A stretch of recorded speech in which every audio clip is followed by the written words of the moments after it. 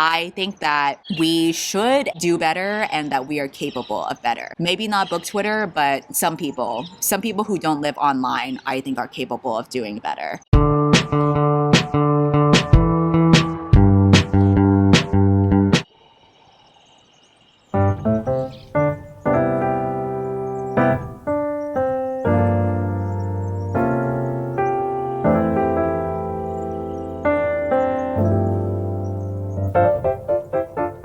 Today I'm changing things up a little bit by filming my monthly wrap-up on my terrace in my Barcelona apartment. In theory, this sounds like a very wholesome activity to do, but in actuality, I am very paranoid that there are neighbors around who will be watching me and I will be burying myself in shame after this. What hasn't changed for these monthly wrap-ups is that I'm still doing book giveaways. So the giveaways for this month will include all of the books that I read in February, along with 7 brand new books from Book of the Month, which is the sponsor of today's video. Book of the Month is a super popular and fast-growing online service for readers. Their mission is to promote new and emerging authors. They go through hundreds of titles and they usually pick 5 of the best new ones for you to choose from. But starting this month, they are experimenting with adding more books. For the month of March, we have 7 brand new titles, which is super exciting because that just means more genres, more selections. You're bound to find at least one book that you're really interested in. That was definitely the case for me. My personal choice for the month is actually a book that was on my most anticipated reads for this year, and that was The Paris Apartment. It's been getting colder, so I've been wanting to read a mystery for a while. Plus, now that I'm in Europe, I kind of want to read more books that take place there. But again, they have so many more selections for you to choose from. It's totally risk-free, so you can skip any month, anytime, and you will not be charged. Giveaway details will be in my description below, but if you want these books guaranteed, you can go ahead and sign up for your first box using my code READWITHCINDY to get it for $9.99. So the first book that I read in February was actually a previous Book of the Month choice, and that is Don't Cry for Me. This is a literary novel about a father who tries to make amends to his gay son through a series of letters that he's writing while he's on his deathbed. They haven't met or spoken in years, and he tries to use these letters as a way to share stories about how he grew up, why he was so stubborn and tough on his son, but most importantly, to try to apologize to his son for being such an asshole to him. There's definitely a lot of shame and regrets that he carries. I read the author's note in the beginning, and the author had been inspired to write this book because his dad had been diagnosed with Alzheimer's, which means that he would soon forget all of the things that he had done and said to him over the years. So him writing this book was kind of like an outlet for things that he wished his father had said to him. So we get into some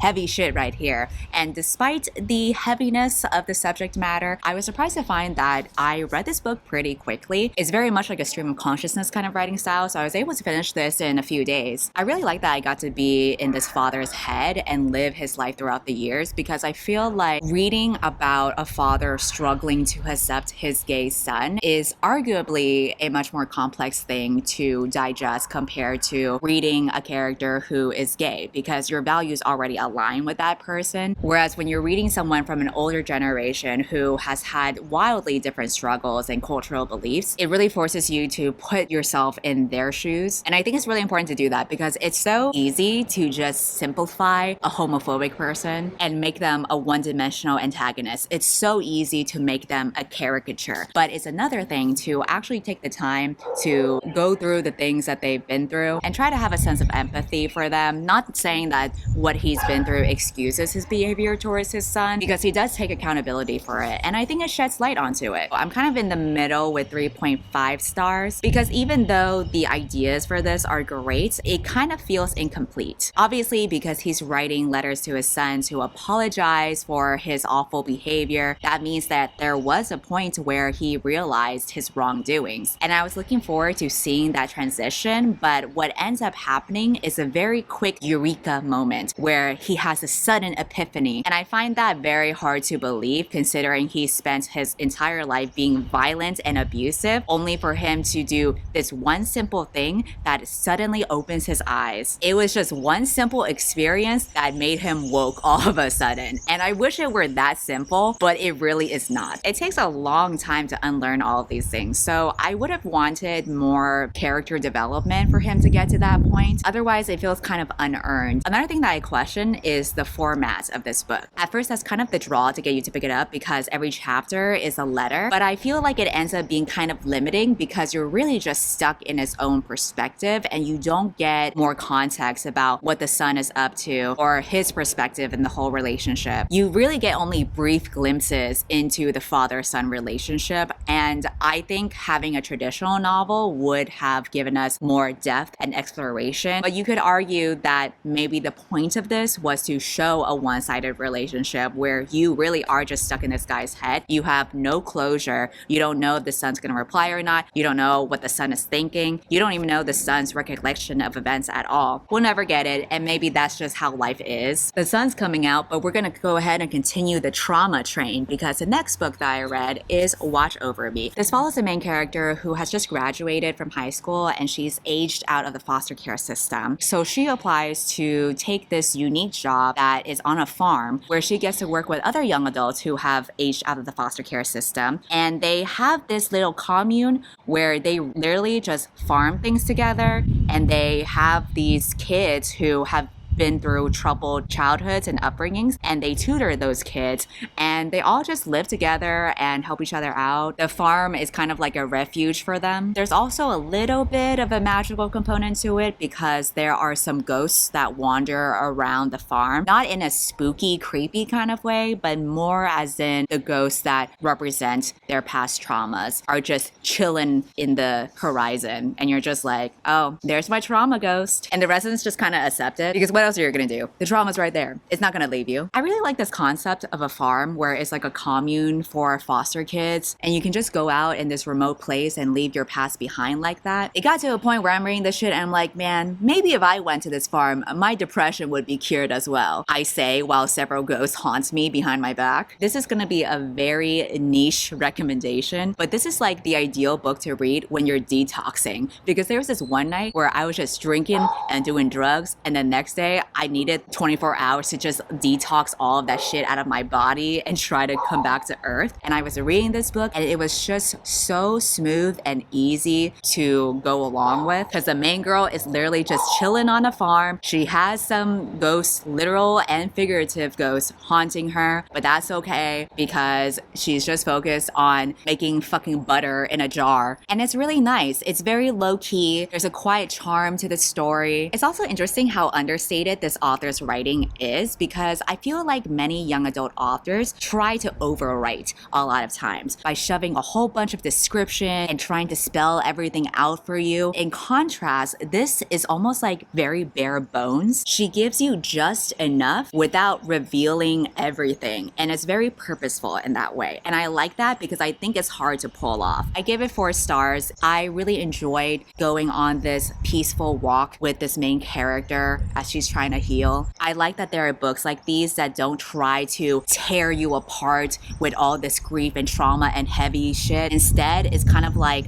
gently holding your hand along the way. After that, I lightened things up with a graphic novel called Fangs. I will be biased with my thoughts about this book because my partner had wanted us to read it together. This is a modern day love story between a vampire and a werewolf. So we read it together because one of the ongoing jokes that we have is that she has many attributes that are similar to a vampire and I have many attributes similar to a werewolf, obviously. Insert furry joke here. We all know you're gonna write that in the comments. This graphic novel follows a vampire girl who is 300 years old and she meets this werewolf dude in a bar and they hit it off pretty quick. And the rest of this book contains these slice of life moments as you see them date and learn to live together despite the two of them having obviously very different lifestyles, but it works for them. It's a very cute, quirky couple that you get to read about. There's lots of tongue-in-cheek humor that pokes fun at the stereotypes of vampires and werewolves. You just get to see this nice domestic life of of a couple, but with the quirky little twist that they're supernatural creatures. I don't have much to say about this because it's a very simple book to read. I give it 4 stars because it was cute, and that's about it. I personally would have loved to see more of a narrative where it has more of a plot, but obviously this wasn't what the book was trying to go for. It was really just about vibes and cute little moments in their day-to-day life. But I think if there was like a full-length story, it would slap. After that, I read an even shorter book, which is Felon. This is a poetry collection where all of the poems talk about the effects of incarceration. I usually don't read poetry, but this book caught my eye when I was at the bookstore. First of all, the cover art I think is very arresting. It is a series of portraits of Black men, but you can't see their faces because they've been dipped in tar. And when I was reading the notes before the poems start, in the credits you can see that the author actually worked with this artist for a separate project that they did where the artist had drawn the author's portrait. So the author actually does a lot of activist work regarding prison reform due to his own experiences with having been in the system. What made me get this book beyond the art was actually some of the format of these poems. The author has taken real legal documents and purposely centered select words to create new prose that is specifically about bail and justice. It's a really neat idea of exploring this new format in a very purposeful way with the subject matter. Beyond those specific poems, everything else was so well written. The author is a very strong writer. The way that he puts together certain choice words are super smart and thoughtful and really convey this wide range of emotions. A lot of it has to do with like shame and regret too, and it feels very real. So I rated this book 4 stars because I thought that the poems were very raw and powerful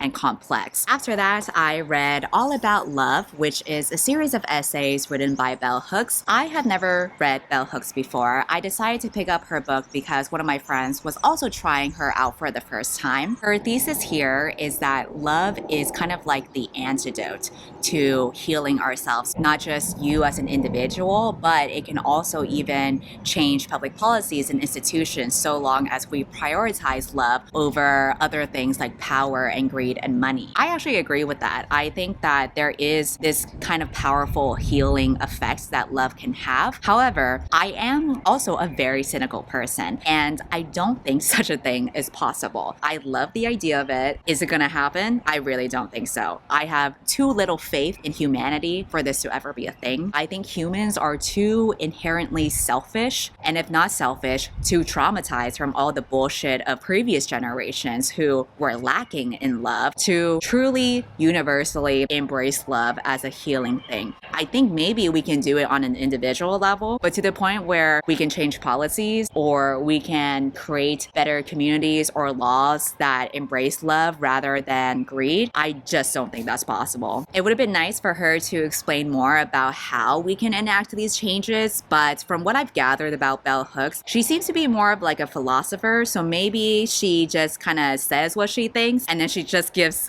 the rest of us time to figure out what the hell to do with that. I ended up rating this 3 stars because I have a few mixed feelings about it. She really leans into spirituality throughout the book in a way that kind of alienated me personally. I think if you were a very religious person, it might vibe better with you. She starts talking about God, literally talking about angels and how they exist among us, and that was a little bit too woo-woo for my taste. At times, it kind of felt like too much of a sermon rather than something more academic, which is what I had expected from this book. Another thing I noticed is that she tends to make a lot of sweeping generalizations, but she says them as if they're like universal truths. For example, there was one part where she was talking about how men who are very loving at work will not be loving at home and will abuse their wives at home. And I'm like, okay, yes, there are men who are like that, but why are we talking about this as if this is a universal truth applicable to every single man who works hard in the office? And another thing that I felt kind of weird about was how limiting she actually talks about love. So much of the writing was very straight, which is weird because I decided to Google her after reading this book and I saw that she's a queer woman. And yet when I read this book, she often will talk about men's perspectives on love versus women's perspectives on love. It kind of plays into these straight stereotypes about how men will not be in tune with their emotions and women will constantly yearn and want men's romance, affections, and all that kind of stuff. And it kind of felt like this huge opportunity that was missed. Because when you only talk about love through a straight lens, you're really limiting yourself, because heterosexuality is not like the universal standard for love at all. I would have really been interested if she had dived deeper into queerness, which I'm sure is a whole other avenue to explore. I think this book might have been published in like the 90s, so I would just assume that maybe this was like the product of its time. Basically, because of all those things I listed, this book just didn't hit the mark for me. After that, I listened to an audiobook called The Proposal. This is a romance book about a woman who has been dating this actor. They go to a Dodgers game and he springs up this surprise proposal to her, which came out of nowhere because they had only been dating for 5 months. And he didn't even spell her name correctly in the proposal. So obviously she's not gonna say yes to that. She rejects him in the middle of the entire crowd who's watching this. They obviously cast her as this heartless bitch who said no to this handsome man and broke his heart. She has to go through this awkward moment of facing a stadium full of people who think she is the worst bitch in the world. But coincidentally, there happens to be the other main guy character in this book who is attending this game with his sister. They decide to rescue her from the camera crew. This is how she meets the main guy and becomes friends with him. There's definitely an attraction that happens. They end up having a friends with benefits kind of relationship where they both agree this is just sex, nothing more. But obviously, since this is a romance book, feelings escalate from there and they realize that this is more than a hookup and they're gonna have to break their rules because they're falling in love for real. I would describe this book as very low stakes. There's not much tension or drama because it features a couple that gets along pretty well. They're very supportive of one another. There's no toxicity going on. Even the love interest here is someone who would be a great catch if he existed in real life. Because not only is he a doctor, he's also respectful to women, he cooks, he cleans after himself, is the rare unicorn of men that you would rarely ever see. When it comes to reading about him in a book though, I find that I need a little bit more than just reading about two really good people who get along well. I felt like there wasn't much of a spark. I hate to say it, but I found this book to be a little bit too vanilla for me, which is strange because I think I'm someone who would normally enjoy vanilla stuff. There were just a lot of things missing for me, like tension or witty banter or steamy scenes, literally anything that would have made me hooked onto this story. So unfortunately, I wasn't really invested in any of it. I'm gonna need a little bit more than that. And then the last book that I read is Save the Cat Writes a Novel. Save the Cat is a very popular series of methods that many writers know of and use. It boils down to the notion that every good story should follow 15 beats, no matter what genre of a book you're writing. These beats are stuff like the setup or the catalyst, which is like the inciting event that starts to get everything rolling. You have another beat called The Darkest Night of the Soul, which happens in Act 3. And this is like the lowest point in the main character's entire journey, usually happening right before they come to this epiphany and they kind of step up to the plate and try to resolve their story. What this book does is break down these plots into all of these beats and puts them together into a step-by-step method so that you can figure out how to plot and write stories following this structure. The other half takes examples of very popular books and breaks down how these books have followed these beats. They also give you some formulas for what books tend to follow. So one formula might be focused on a hero's journey trying to take down an institution. So stuff like Handmaid's Tale. Or another one could be like a superhero story where you follow a character who has these extraordinary powers even though they live in an ordinary world. These are all just tropes. The book just helps you identify what series of tropes you can fall into for the sake of structure. I have mixed feelings about this. I rated this 3 stars just because of my own enjoyment, which was kind of like meh. But in terms of like the effectiveness of the book, I would say 4 stars because the book definitely hones in on this one type of story structure and it goes all in on that. So if you really want to follow this structure exactly, you have it all laid out for you. But the reason why I find myself not really enjoying it is because I don't really believe that good stories should be evaluated by a prescriptive set of rules, especially because these rules are a very westernized idea ideal for what we think a good story should be. But it doesn't mean that it's actually good. Despite my mixed feelings, I have actually found that my novel follows all of these beats here. Theoretically speaking, my novel does have a successful structure according to this book, but I question if it's actually the right way to go. Like, it may work for my novel, but I don't think it necessarily works for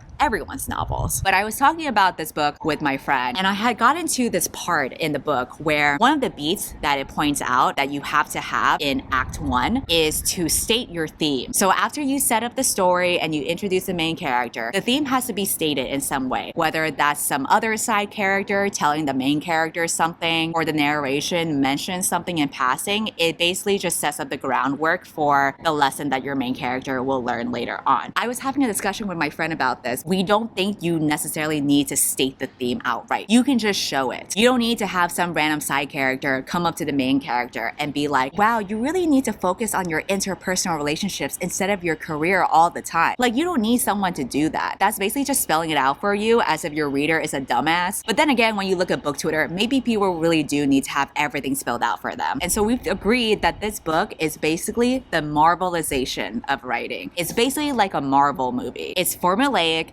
it's mainstream, it's easy to write and easy to digest, and it's totally dependent on following the structure of every big hit. That's why all the examples here are things like Harry Potter, The Hunger Games, The Handmaid's Tale, all these big titles that you already know of. When you follow this kind of structure and follow all these 15 beats, and you have to make sure you land this beat at this percentage of your story and etc., it doesn't really give you room for uniqueness or experimenting with writing. I think also when you try to pigeonhole your idea into a certain structure, that might dilute the original idea that you had that made it so unique. This is kind of like a coloring book. It helps you draw inside the lines without having to think very hard. So I think this might help simplify the storytelling elements for you. Maybe this would be a good book for like beginner writers who don't know where to start, but I think that we should do better and that we are capable of better. Maybe not book Twitter, but some people who don't live online, I think are capable of doing better. That being said, when I run out of inspiration for my next novel and I just want an easy fix and I just follow this book, let's just pretend that I never said any of this shit, okay? That pretty much summarizes all of the books I read for this month. I'm very paranoid that my neighbors have been hearing me talk for past who knows how long, so I'm gonna go ahead and hide in my apartment, go ahead and unsubscribe from my channel, and goodbye.